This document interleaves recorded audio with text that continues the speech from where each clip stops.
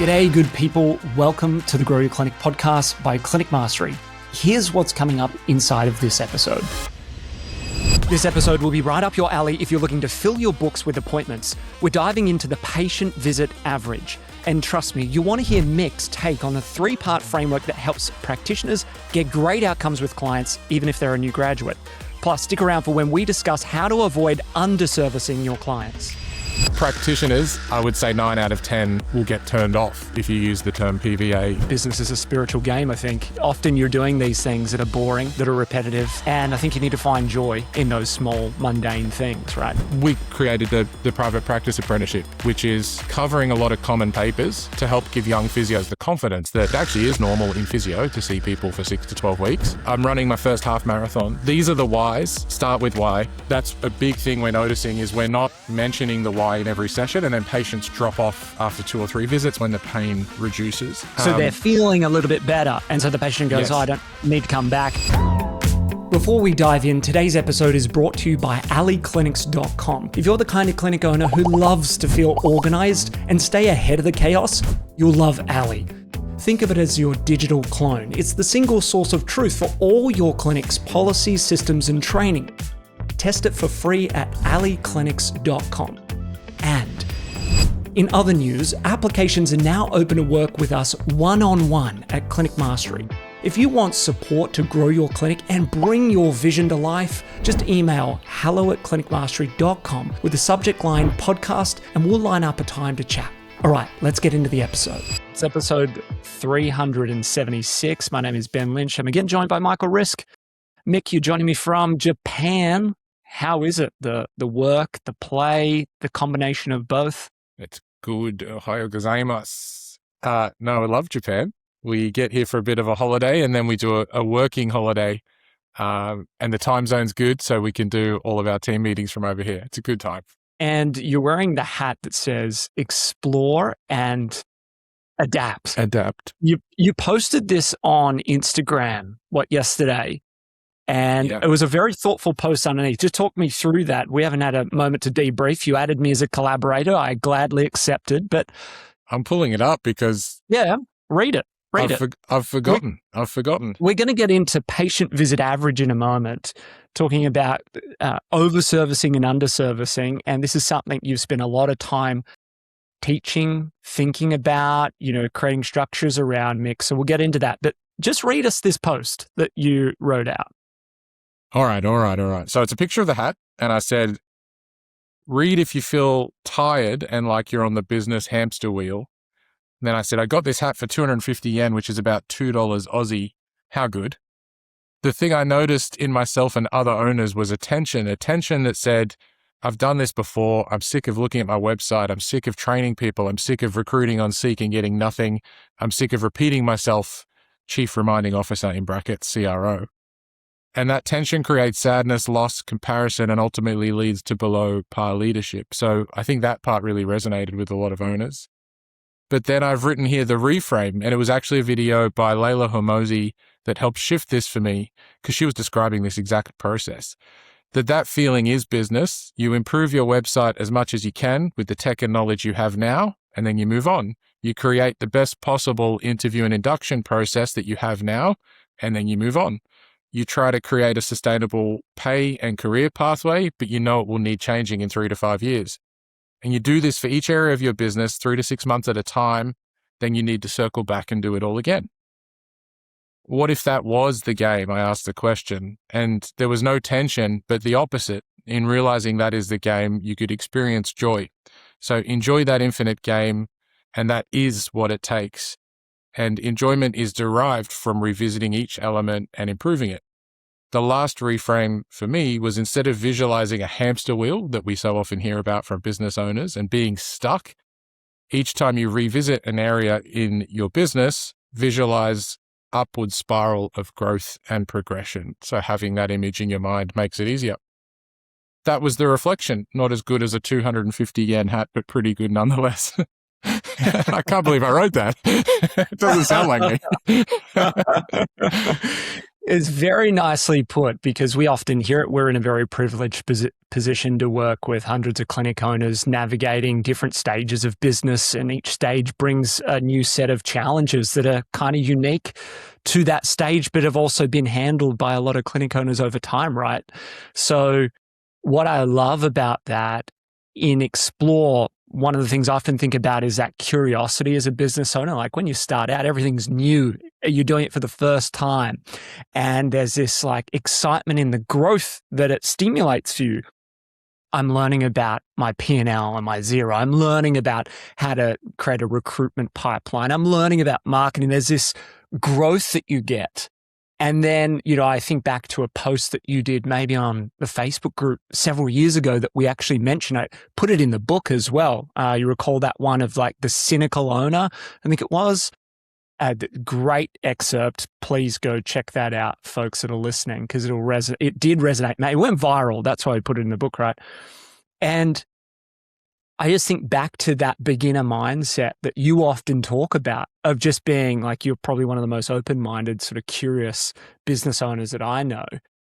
How do you keep that front and center for yourself and, sort of maybe pick yourself up when you do head down that, like, I've had enough, I'm on the hamster wheel? Are there patterns? Are there systems? Are there things that you find yourself doing to navigate out of that?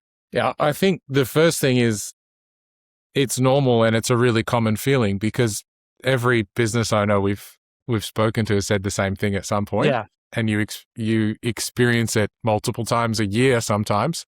I'm very visual and I love listening to others. So that's why I liked that post by Layla and Alex. I like when Alex and Layla say, when you feel that way, that's the trigger to stop yourself and remind yourself that that is what it takes. That's the journey of a business owner. And that's actually the good part.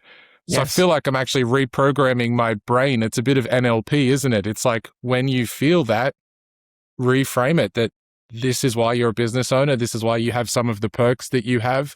This is the thing that will give you the chance to build the life that you want if you're not there yet. And that's why we're business owners. The last part, I think, is the visual metaphor. I like thinking about the bamboo tree or the upward spiral when I'm doing that, because I think a lot of business owners will do the same thing and feel like they're in the same place, but you're not. If you never cross the same river twice, is that the saying? Every time you revisit one of those things, it doesn't mean you're stuck or you did a poor job. You're actually evolving. You've changed. You've got time. You've got experience. You've probably got some new knowledge. So instead of feeling like, oh, I'm doing this again, it's like, I'm making this better.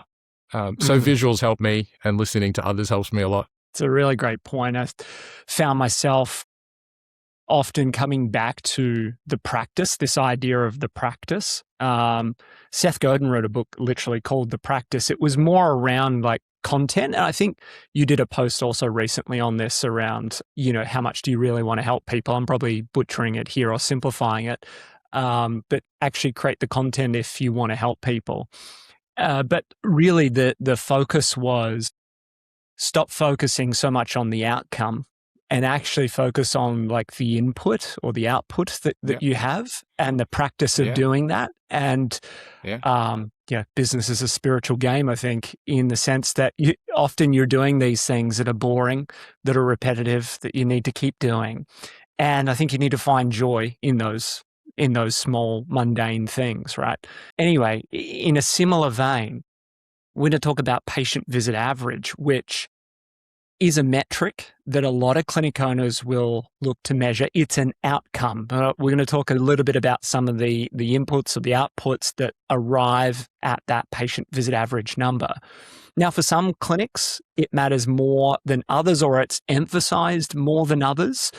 For those clinics that, let's say, for example, work with NDIS patients that have, sort of year-long funding, it's not really going to register too much as a key metric that they want to put front and center because they're often seeing those clients maybe weekly for a year or fortnightly for a year. So nurturing them through a journey of care is kind of baked into the funding model.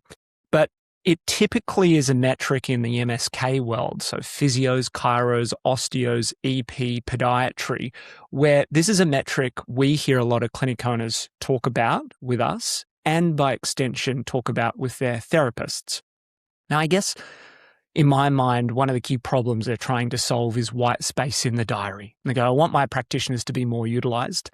And it's just unsustainable for me to keep spending aggressively on marketing or marketing efforts to drive new clients if those clients come in for 1 or 2 visits. It's just not sustainable.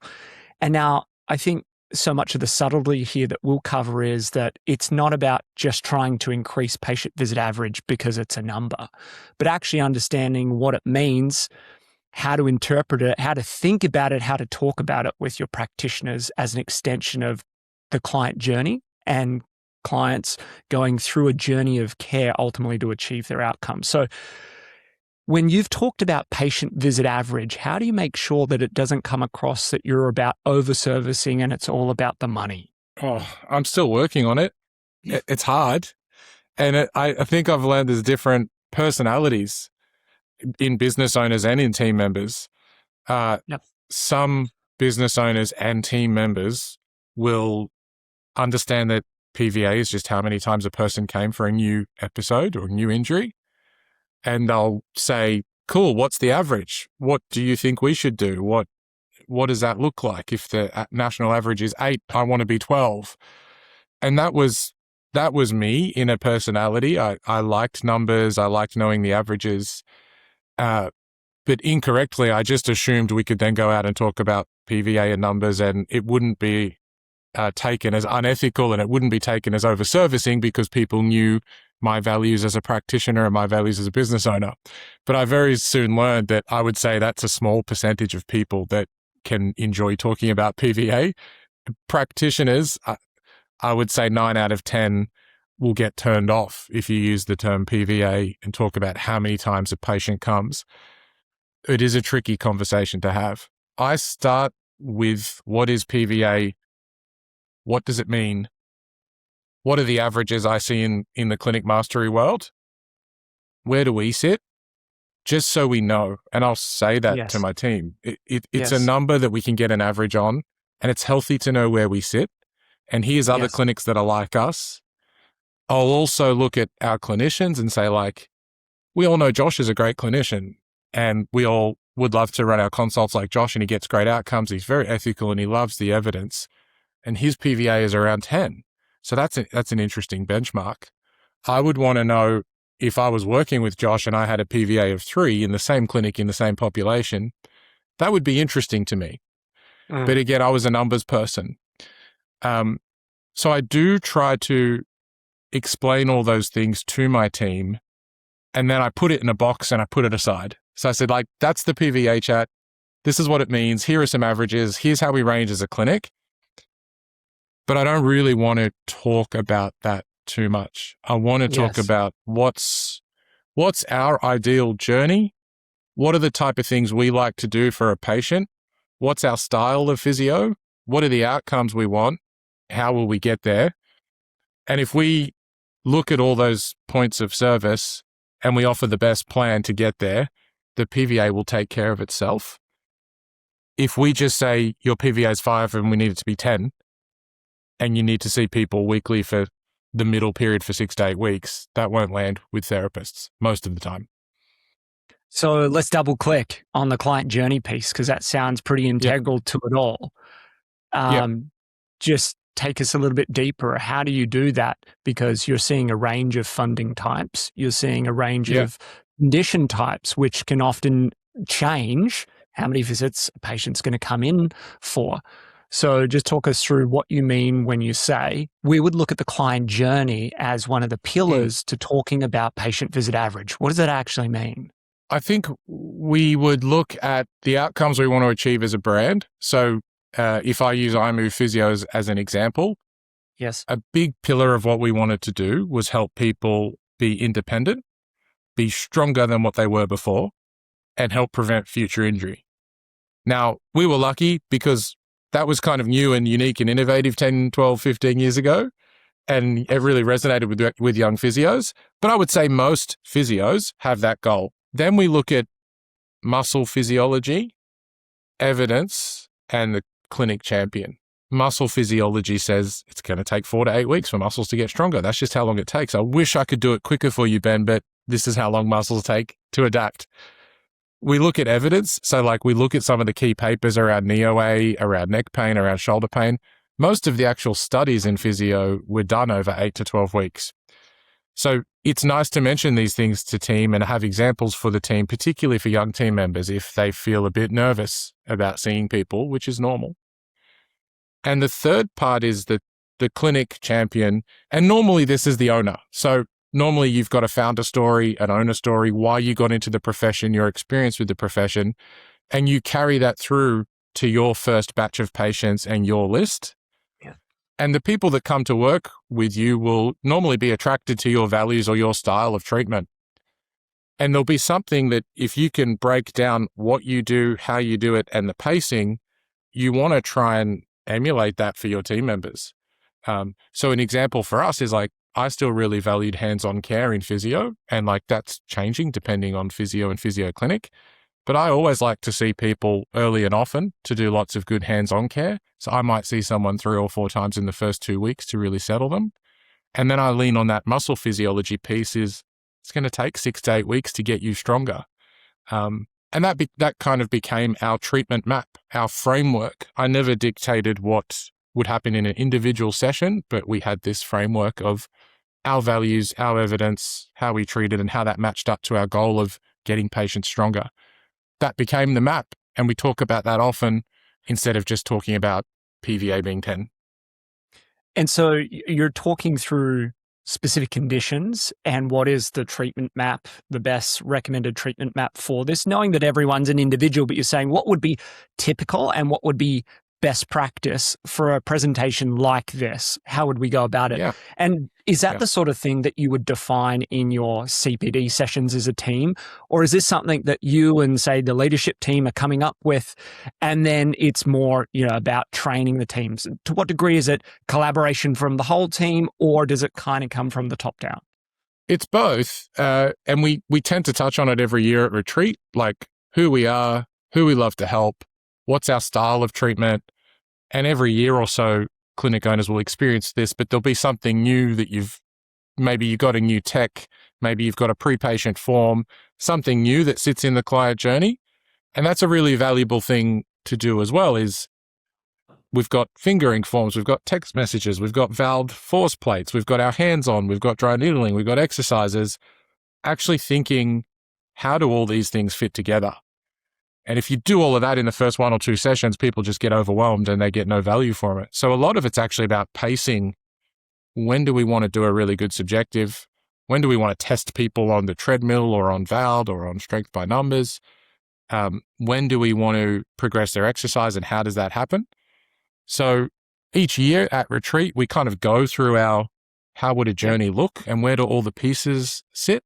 And we created the Private Practice Apprenticeship, which is covering a lot of common papers to help give young physios the confidence that it actually is normal in physio to see people for 6 to 12 weeks if your goal is to get them stronger, rehab them, help prevent injury.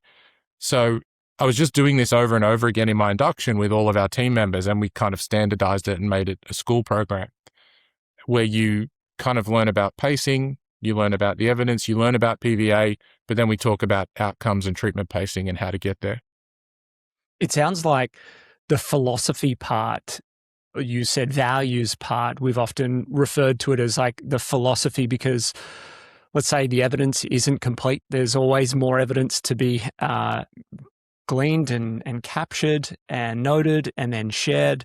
You have to kind of connect the gaps with your philosophy and your experience and sort of say this is now my approach, because not every clinic is going to approach things the exact same. And that's why there's so many disagreements in the community. Yeah.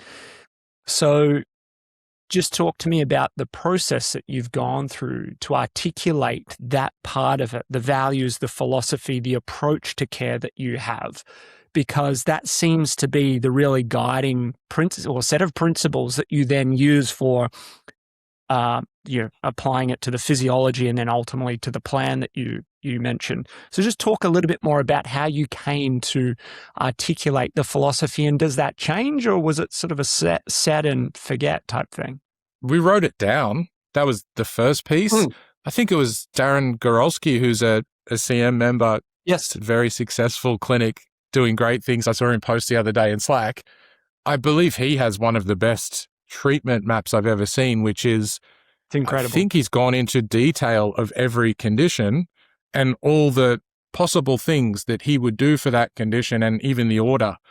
And that, I remember that inspired me to think about, well, there's probably top 10 conditions you could write down. Yep. And then I got into the habit of like writing down the pacing. What would I do in consult 1? What's too much in consult 1? What's just enough? What would I do in session 2, 3, and 4? Now, if I'm in phase 2, which is like what we would call the strengthening part, how would I progress those exercises? Where would they start? Where would they end? And how long would that take? So there's massive value, if there's an action from the podcast, is to write that down. Start with 1 of how you would treat in your philosophy, in your style. If you can think of papers that you're pulling from, include those papers. So you can start to put together a bit of a treatment map. And those treatment maps live in our induction. So when we have a new team member join our team, part of what they do from week 1 to week 6 is review those treatment maps. And again, we describe them as frameworks. This is up to every business owner individually. We've chosen not to dictate what happens in every session, but more of a framework of like, this is what 8 to 12 sessions would look like for back pain. And then we kind of ask our therapists, like, how does that land for you? How's that pacing? Would you agree you'd like to get someone here? Cool. Would you agree you do that much hands-on? Sometimes I do less, sometimes I do more. How does the middle look? Other clinics, Ben, I think your early podiatry experience was like you knew what you were doing every minute of the consult. Yes. I think both can work. Much more prescriptive. And I think this is where the nuance is in layering on your philosophy and your approach. I think the exercise that you outlined there of actually documenting it is just a really practical, easy one to do. I think we did that in one of the sort of recent immersions for members where we're exploring their client journey, and actually people walked away having documented their philosophy and found it so useful then having the conversations with their team, because I so often think and share that incredible TED talk from Simon Sinek. You know, the viral popular one is one of the top 10 sessions ever viewed. And he talks through why, how, what. It's not even a great like production video, but it's one of the substance of the talk is so brilliant. To cut to the chase, essentially, he talks through effective communication starts with why this matters or why this is relevant, how we're going to approach, delivering on that, and then what specifically should we do? And in a way, I see this captured in your framing here, and we created this triangle to simplify it. I think maybe we put it in the book as well, which is philosophy is kind of the why behind things. Then how is a lot around the physiology, like, well, how does the body work? How does the body go through healing? How does the body change and adapt?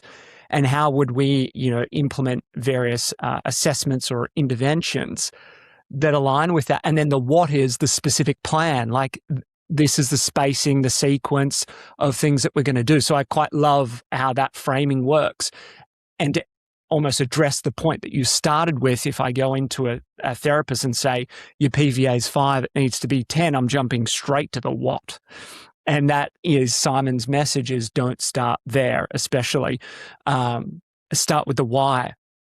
I think another element to the why that you and I have talked a lot about over time has been, we so often ask the question to practitioners or clinic owners, why do you do what you do? Like, tell me the story of how you ended up in physio or speech or psych or podiatry, whatever the case may be. And so often it's a version of, well, I love helping people. And I think the extension of that is like, well, tell me more. What would that look like? And how do you know you're actually doing a good job of that? And so I think even just having that conversation where it's less telling and more asking for therapists, especially that are skeptical, actually allows this conversation to be open rather than you're met with resistance straight away. And so often it goes down the line of, well, I'd have a good reputation, with my colleagues and, my clients and referrers. And it's like, well, what would lead to getting a good reputation? What would that mean? Well, it's some version of getting clients outcomes that they're satisfied with or they're achieving meaningful goals. It's like, well, then how would you know that you've done that? Well, I will have had to have captured that at, the initial visit or the second visit. And I would have to reassess whether that was true, several visits later. And so you start to end up from this sort of zoomed out perspective, this sort of like why, all the way through to the what, very specifically, if you go through an asking framework as well, and not just a telling framework. Because like you said, this can take some time for people to get on board with. It's not necessarily a flick of the switch and everyone's like, yeah, yes, we're gonna change the way we approach this. In terms of documenting, say, how you connect the 3 dots here, where does that live? How does that work? Just talk me through some of the mechanics and pragmatics here. Are these all Google Docs on a hub? Like, where do you store this? How do you share this? How do you maintain this? Just talk us through some of those elements. Yeah, there's a few processes. So we have our 0 to 100 Google Slides deck from Clinic which Mastery. Is for onboarding new team members. Yep. Onboard new team members, 6 to 8 weeks. Each week is a slide. You have 3 columns. You can change the name of the columns. We have clinical, which is more the clinical stuff. We have a leadership column where we actually have that Simon Sinek video. We want our team to have watched the videos we watch and believe around team and leadership. So each week there is a video like that, and we ask them to reflect and give us their takeaways. I think you do this a lot, and it's awesome. You're constantly sharing videos into the Slack community for members.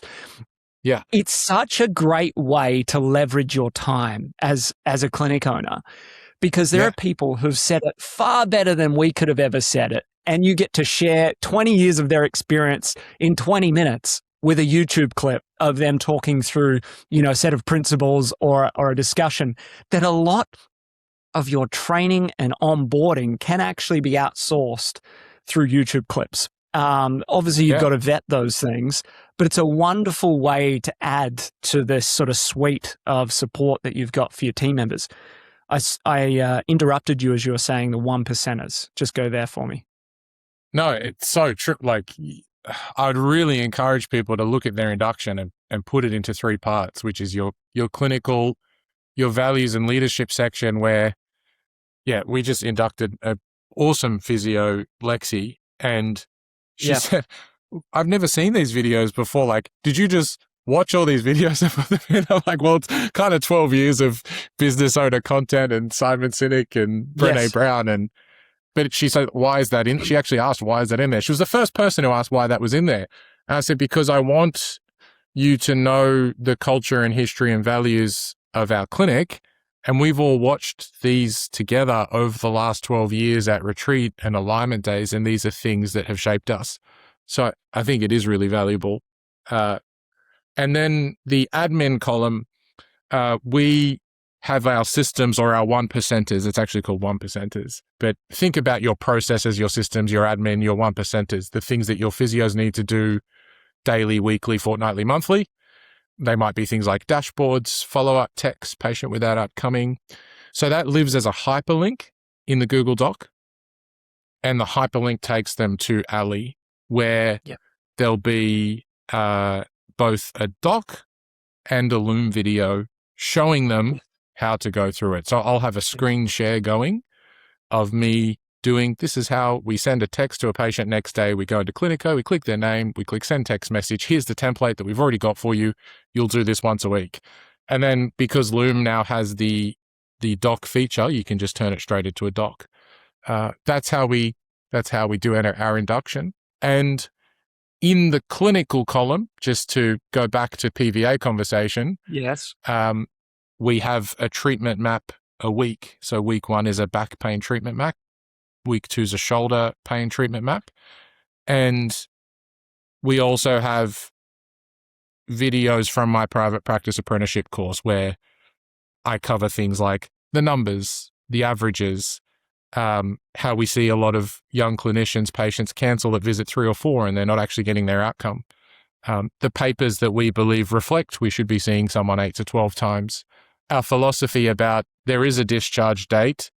We do want our patients to be independent, but we feel like that happens best over 8 to 12 sessions, not cancelling after 3 or 4. So we go over the harder objective numbers like PVA, but we go over our philosophy and then we provide examples like treatment maps. It's going to be different for every profession and maybe even within physio. But just talk me through the discharge point there, because how do you frame that up to the team? How do they need to think about the discharge side of things? What do you recommend? You've said we're not dictating things explicitly, but we provide a framework for their thinking and how they can create these maps. Yeah. How do you frame up the discharge side of things?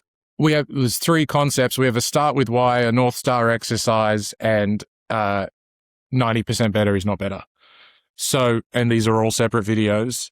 The start with why is the Simon Sinek thing, which is whatever the patient came in for, and this is part of shared decision making, which is ethical practice. Patient says, I've got a really sore shoulder when I'm painting ceilings at work and I'm a painter. So it's really important. That's the why. I've got a sore knee. It swells up after I was running with the grandkids. I'm running my first half marathon. These are the whys. Start with why.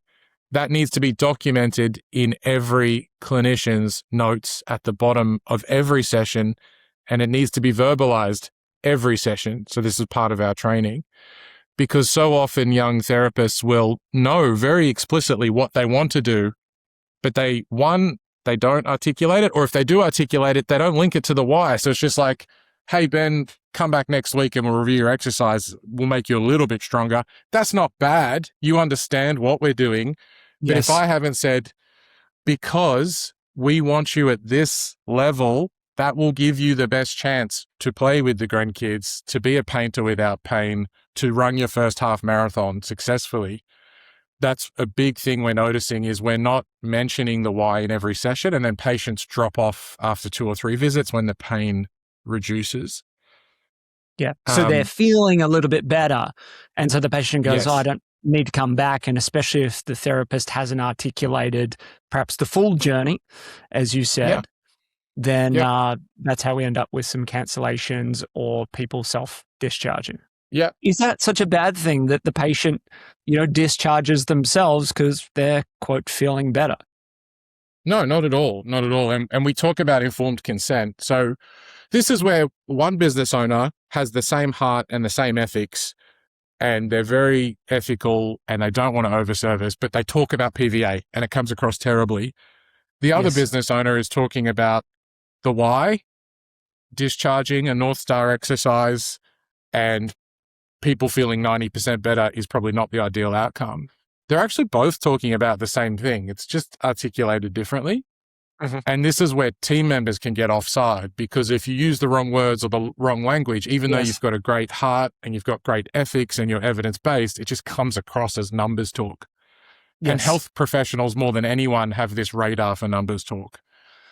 And to answer your question, it's not a bad thing, because we're in a profession that is shared decision-making.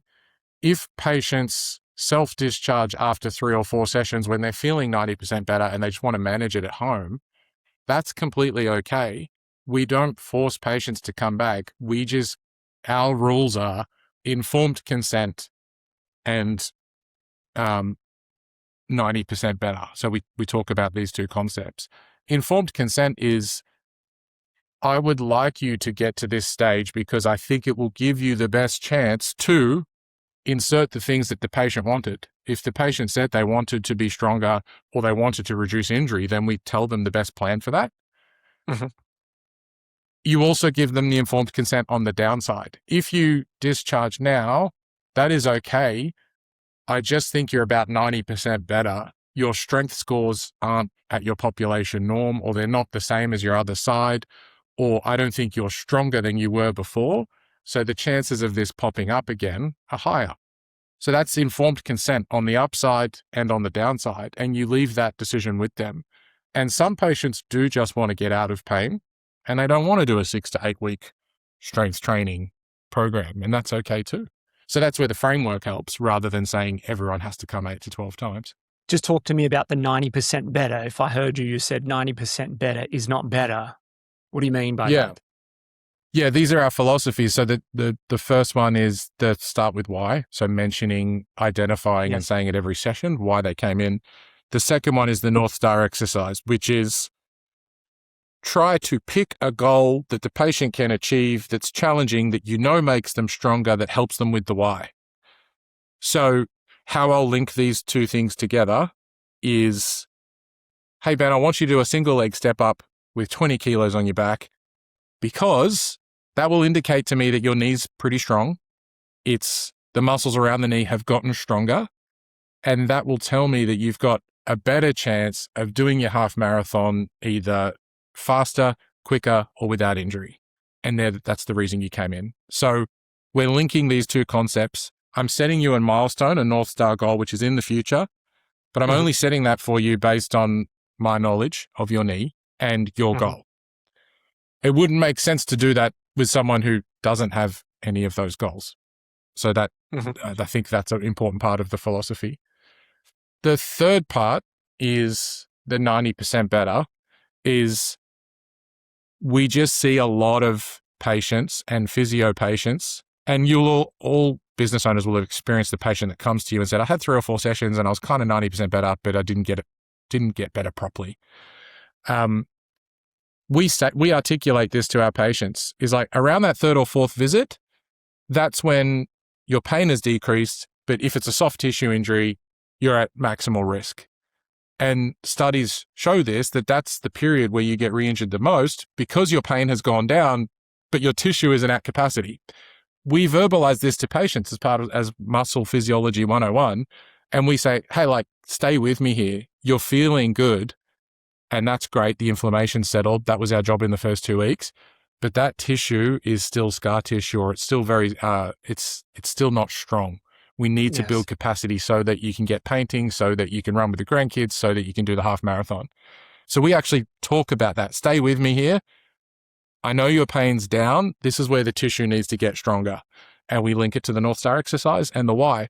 So you can go through all of that. If you did that case by case with your therapists, you are talking about PVA, you are talking about rebooking, but it feels completely different. You're just talking about the goals that the patient had set and how we would get there clinically. In my brain, because I'm very logical and straight up, I'm like, why did I have to learn to do it that way? They're the same thing. So frustrating. I can't just talk to my team about PVA. But it makes sense. It makes sense that we are very concerned about being over services and being ethical and evidence-based. So it's a better way to talk about the patient why.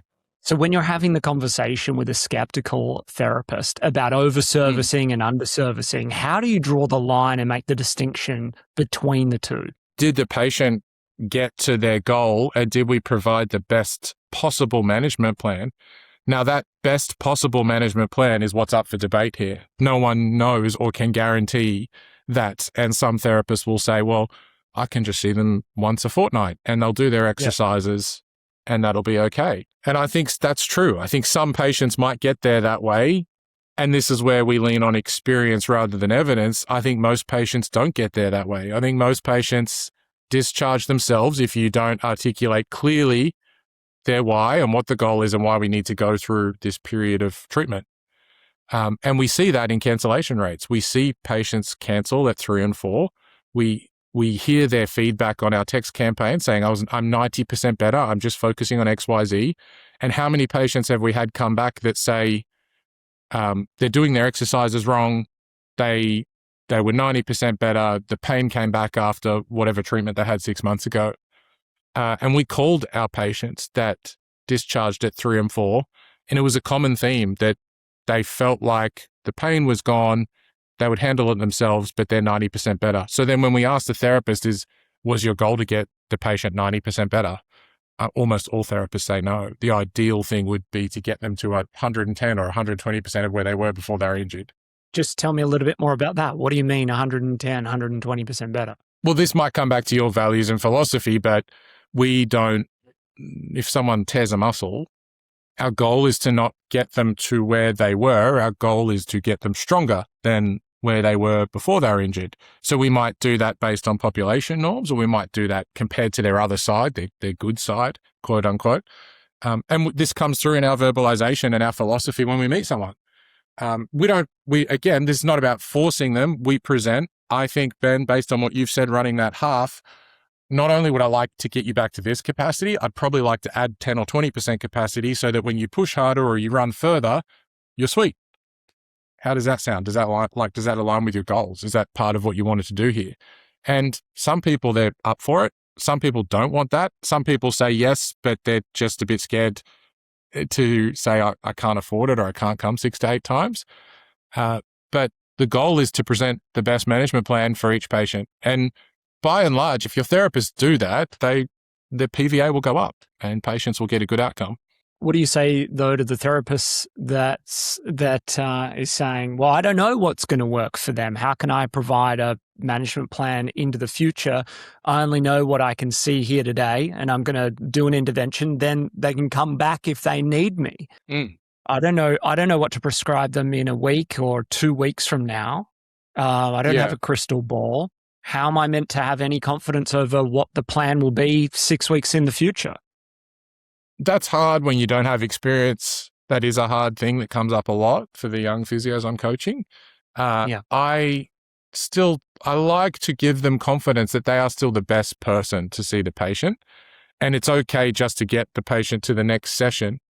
But this is where the philosophy and framework is. You don't even need to be that specific.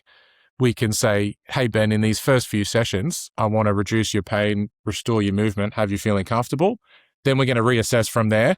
And the goal from there is to get you stronger and add that buffer so we can insert the why.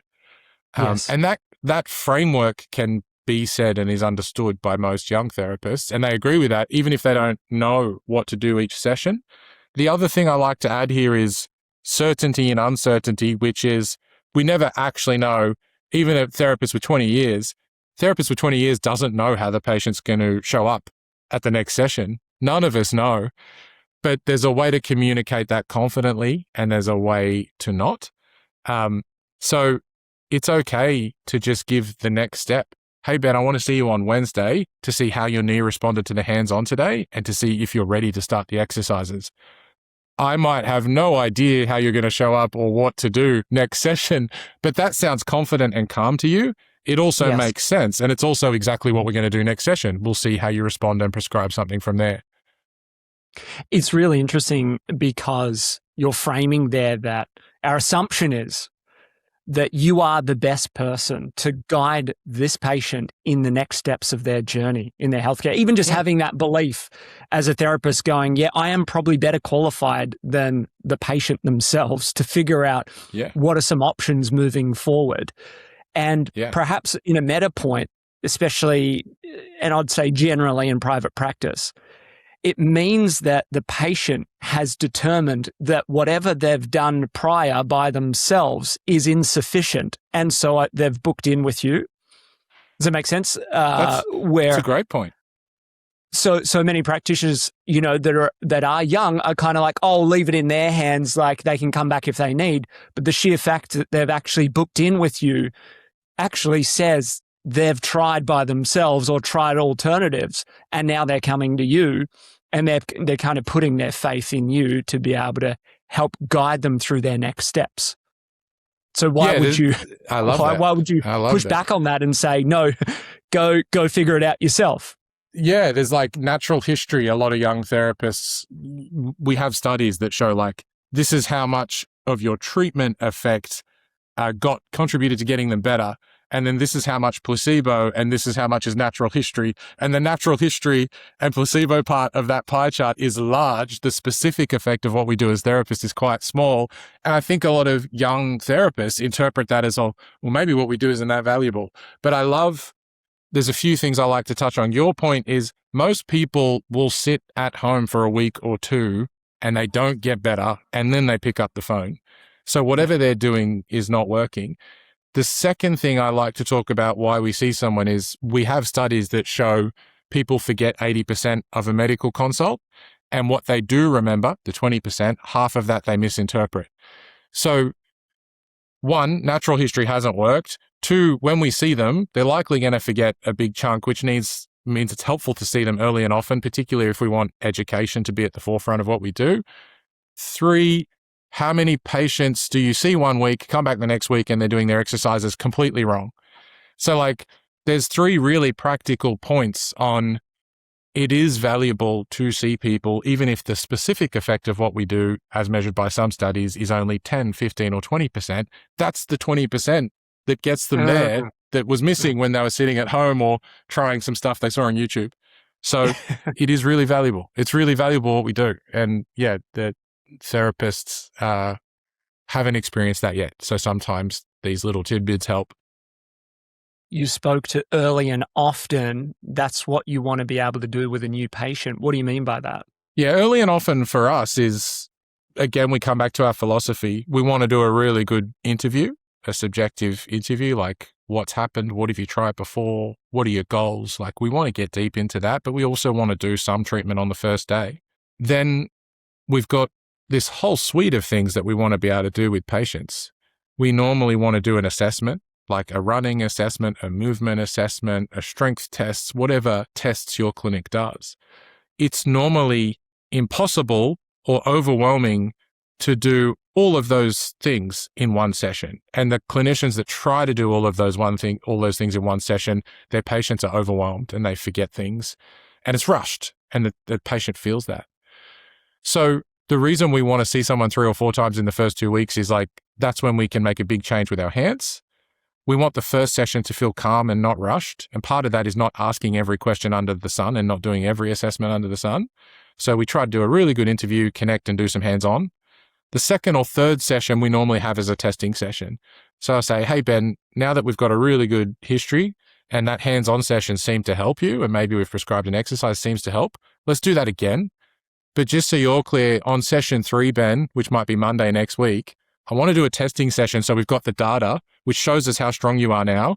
And from that, we'll know how much stronger we need to get, what exercises we need to do so that insert your why. So there's 3 sessions. And if they're 3 weeks apart, it's too long. If you try to squeeze it all into one session, it's too much. And that's how we kind of advocate for seeing someone 3 or 4 times, depending on the injury in the first 2 weeks. And generally we call that phase 1. And then phase 2 is more muscle physiology. We're probably progressing exercises each week for 6 to 8 weeks, depending on the goal. So that's how we get to our phases.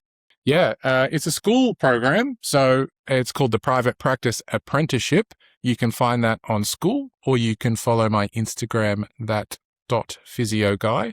And all of the concepts we've spoken about today are in a digestible 6 to 10 minute video. You can watch it in 1.5x. The reason I made it that way is so clinicians can watch it in a half an hour CPD break and pop their key takeaways. We also have a live fortnightly call once a fortnight where we'll watch the video together in about 6 to 10 minutes. We'll discuss the concepts we hear from around the grounds. We go over evidence and we go over some of these things we've covered. So it's a really cool, digestible induction program for young health professionals. Thank you. Bye.